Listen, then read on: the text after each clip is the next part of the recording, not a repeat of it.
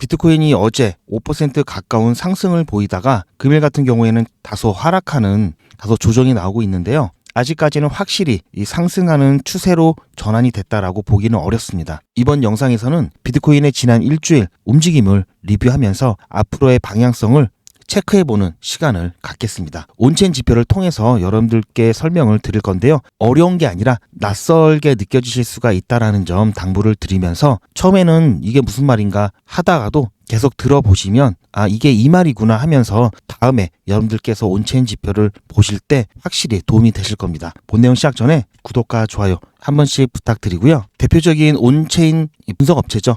글래스노드에서 최근에 나온 보고서입니다. 최근 몇 주 동안 비트코인 가격이 달러로 봤을 때 97,000달러에서 82,000달러까지 하락이 나왔죠. 강한 하락 압력을 받고 있는데요. 온체인 유동성이 급격히 감소를 하고 있습니다. 여기 파란색, 여기 녹색을 보시면은 이렇게 감소하는 모습을 나타내고 있죠. 월간으로 봤을 때 monthly growth 0.67%, 즉 월간 실현 시가총액 성장률이 0.67%라는 얘기고요. 이 말은 지금 시장에 대해서 사람들이 중립적인 자세를 취하기 때문에 급격한 매도도 매수도 일어나지 않는다라고 볼 수 있고요. 그 다음 차트를 보시면 핫서플라이라고 해서 최근 일주일 이내에 비트코인을 보유한 물량을 나타내는 겁니다. 이는 시장에서 거래 및 투기에 활용될 수 있는 가능성이 얼마나 되는지 분석하는 데 사용하는 지표고요. 현재 핫서플라이 같은 경우에는 5.9%에서 2.8%대로 감소를 했으면서 감소를 하면서 거의 50%대까지 축소가 되었습니다. 이 부분 이것도 마찬가지로 시장 내 단기 유동성이 크게 감소했다 이렇게 볼 수 있고요. 유동성이 감소했다라는 것은 거래 및 투자 수요가 위축이 됐다 이렇게 볼 수가 있겠습니다. 이 지표는 거래소로 유입되는 비트코인 물량이 시장 고점 당시에 하루에 58,600 BTC에서 현재 26,900 BTC 정도로 54% 이상 감소를 했다는 것을 나타내고 있는데요. 마찬가지로 투자 심리 위축과 함께 시장 내 자본 흐름이 둔화됐다는 것을 반영하고 있습니다. 조금 전에 보셨던 핫서플라이 감소와 거래소 유입량 감소가 지금 비슷하게 50%대죠. 그렇다는 것은 전반적인 수요 압력이 굉장히 약화된 상태라고 볼 수 있고요. 이 선물 시장의 미결제 약정, 오픈 인터레스트죠. 이 OI가 시장 최고점 57 빌리언 달러에서 37 빌리언 달러로 감소를 했습니다. 약 35% 정도 큰 폭의 감소를 보이고 있고요. 마찬가지로 선물 시장에서의 투기적 거래와 해칭 활동이 줄어들고 있음을 의미합니다. 이 지표 또한 전반적인 시장 참여가 둔화된 상태를 반영하고 있고요. 2024년도 미국 현물 ETF가 도입되면서 기관 투자자들이 CME 선물을 활용한 캐시앤캐리라고 하죠. 캐시앤캐리 거래를 실행할 수 있게 되었는데요. 이것은 현물 ETF, 스팟 ETF죠. 현물 ETF 롱 포지션과 선물 시장의 숏 포지션을 결합해서 현물과 이 선물 간의 가격 차이를 이용한 차익 거래를 할 수 있게끔 되었습니다. 이 그래프를 보시면 2024년 10월과 12월 상승장에서는 ETF 유입과 CME 선물 미결제 약정이 동반 이렇게 상승을 했죠. 따라서 현물과 선물과의 차이에 대한 수익을 가져가려는 캐시앤캐리 트레이드가 굉장히 활발하게 활용이 되었다는 것을 나타내고 있습니다. 그런데 지금 상황을 보시면은 최근 시장의 롱포지션 강세가 약화되면서 캐시앤캐리 트레이드의 청산이 진행 중에 있으며 이 과정에서 최근 ETF 순 유출되는 뉴스들이 많이 나오고 있죠. ETF 대량 유출과 선물 포지션 정리가 발생되고 있습니다. ETF 포지션이 청산이 되면은 ETF 매도가 필요한데요. ETF 시장은 선물 시장보다 거래량이 적기 때문에 현물 시장에서 추가적인 하락 압력이 발생할 가능성이 높아집니다. 반면 선물 시장은 유동성이 충분해서 추가적인 매도 물량을 비교적 잘 흡수하는 구조가 되어 있습니다. 비트코인 옵션 시장이 성장하면서 기관 투자자들 같은 경우에는 다양한 전략을 활용해서 리스크를 관리하고 있는데요. 옵션 시장의 변동성 스마일을 보면은 현재 풋옵션 하락 보호 같은 현재 풋 옵션의 내재 변동률이 콜 옵션보다 높게 평가되어 있습니다. 이는 시장 참여자들이 하락 리스크를 피하기 위해서 더 높은 프리미엄을 지불하고 있음을 의미하는데요. 현재 시장 심리가 하방 리스크에 대한 우려가 크다는 것을 반영하고 있는 지표입니다. 제가 이번 시간에는 개괄적으로 지표에 대한 설명을 해드리고요. 나중에는 이 지표마다 어떻게 보는지에 대해서도 안내를 드릴 겁니다. 그러니까 지금은 그냥 이런 설명이구나 이렇게만 이해하시고 넘어가시면 되시고요. 다음 지표를 보시면은 STH 숏텀 홀더스의 약자입니다. 온체인과 파생상품 시장에서 유동성이 전반적으로 축소가 되면서 단기 보유자 숏텀 홀더스 이 미실현 손실 구간이 급증하고 있습니다. 즉 쉽게 말씀드리면 오랜 기간 동안 비트코인을 보유했던 사람들 같은 경우에는 손실이 나지 않았지만 최근에 비트코인에 대해서 비트코인을 매수한 투자한 사람들 같은 경우에는 가격이 하락이 되면서 손실 구간이 높아지고 있다. 자, 이렇게 보는 지표고요. 최근에 이 손실이 급증하고 있는 이 상태는 2024년 8월 5일에 일본 엔케리 트레이드 청산 당시와 굉장히 유사한 그러한 규모라고 볼 수 있습니다. 그런데 2021년 그리고 2022년 약세장 당시에 미실현 손실 규모와 비교하면은 그래도 현재 손실 수준은 상대적으로 이때보다는 덜 심각한 상태라고 볼 수 있고요. 자,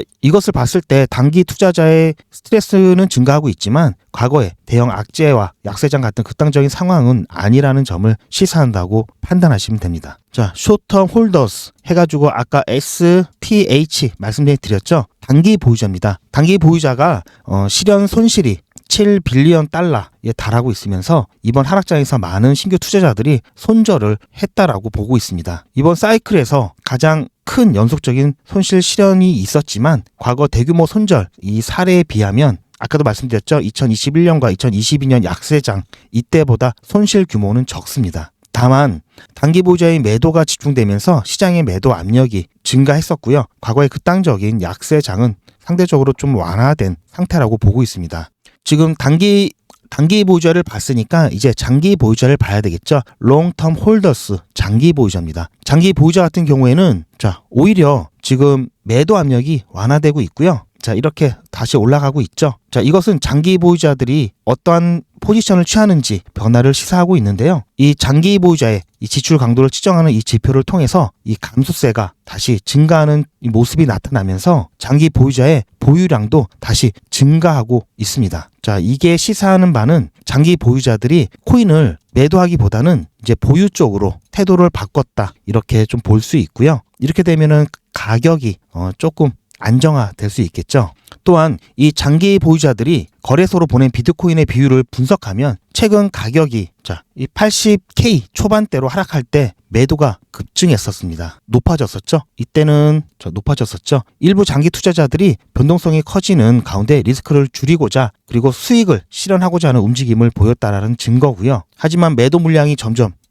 줄어들었죠. 자, 왜냐하면 매도를 하기 위해서는 거래소로 옮겨야 되겠죠. 그래서 거래소로 보내지는 양이 줄게 된다는 얘기는 즉 매도를 할 양이 줄어든다는 얘기가 되는 겁니다. 장기 보유자들의 누적 실현 이익을 잠깐 보게 된다면 이 강세장 같은 경우에는 장기 보유자의 대규모 매도 압력과 수익 실현이 발생을 하는 것을 볼 수 있고요. 새로운 시장 참여자의 매수 수요가 이를 흡수하는 구조를 보이고 있습니다. 장기 보유자가 이번 사이클에서 실현한 총 이익을 분석을 하면은 과거 강세장과 유사한 규모의 매도 압력이 발생했다는 것을 볼 수 있으면서 시장이 상당한 매도 물량을 흡수하고 있었음을 알 수가 있습니다. 자, 이것을 보통 손바뀜이라고도 하는데요. 여기서 주목해야 될 점은 현재 사이클 이 후반부임에도 불구하고 장기 보유자가 여전히 전체 네트워크 자산의 상당 부분을 보유하고 있다는 거고요. 현재 남아있는 장기 보유자의 자본이 상대적으로 견고하다는 것을 시사한다고 볼 수 있습니다. 따라서 앞으로의 시장 움직임과 과거와 다른 양상을 볼 가능성이 있을 것 같고요. 오늘 본 온체인 데이터를 통해서 이제 결론을 말씀을 드리면 디지털 자산 시장 전반의 투기적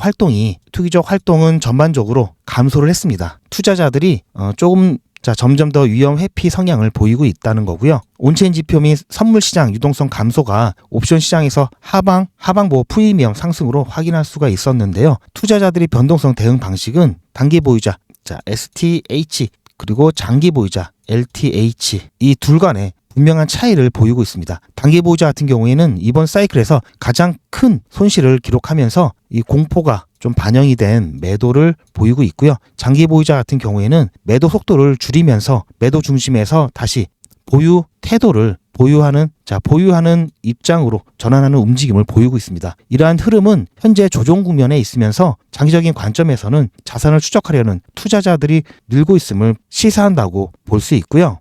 따라서 시장에 어떤 영향을 미칠지 단기적으로 살펴본다면 유동성이 감소하고 있다고 말씀드렸죠. 유동성이 감소하면서 단기적으로는 특별한 호재가 없는 한 이 하락 압력은 지속될 가능성이 높습니다. 두 번째는 단기 보유자의 패닉 셀이 있었지만 그래도 손절 규모는 과거보다는 적었고요. 장기 보유자의 매도 이 압력이 완화되면서 보유 쪽으로 방향을 틀었다는 게 중요합니다. 하지만 여전히 옵션 시장에서도 하락에 대한 우려를 하고 있는 상황이기 때문에 이 부분은 조금 더 주의를 해야 될 것 같고요. ETF에 대한 이 유출이 증가하면서 선물 포지션이 감소하고 있다는 점도 현물 매도 압력을 키우는 요인으로 꼽히고 있습니다. 따라서 지금 보시면은 이 상승 관점과 하락 관점이 사실은 혼재되어 있는 어려운 시장인데요. 그나마 제가 별표를 친 이 부분이 굉장히 중요합니다. 단기적으로는 즉 추가적인 하락이 나올 수 있지만 장기적으로 봤을 때는 이 보유 쪽이 굉장히 견고해진다는 것을 보면서 어느 정도의 하락이